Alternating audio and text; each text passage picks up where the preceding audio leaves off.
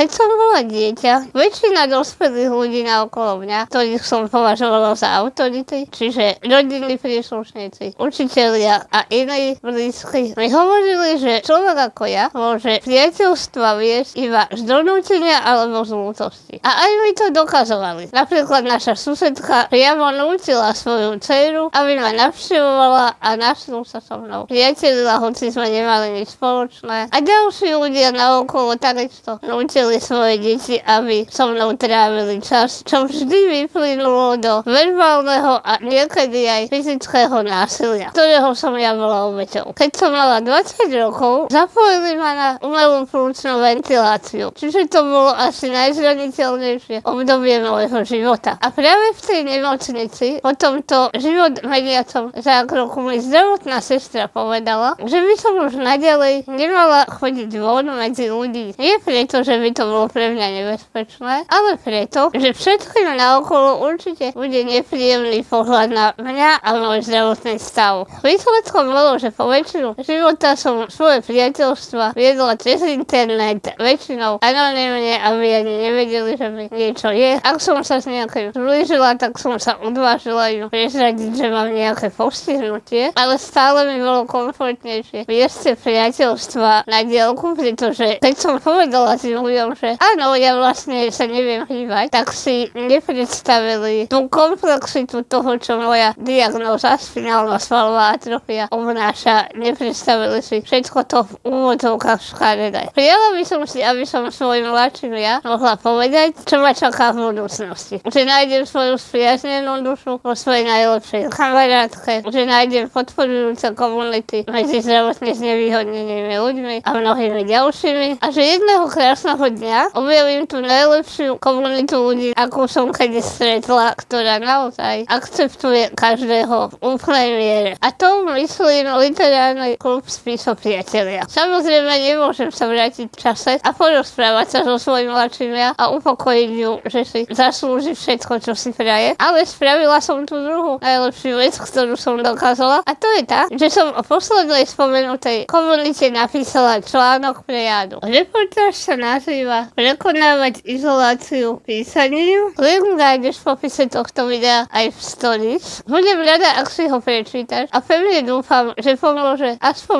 jednému človeku, ktorý podobne ako ja kedysi stratil vieru v tom, že akceptujúci a dobrí ľudia existujú.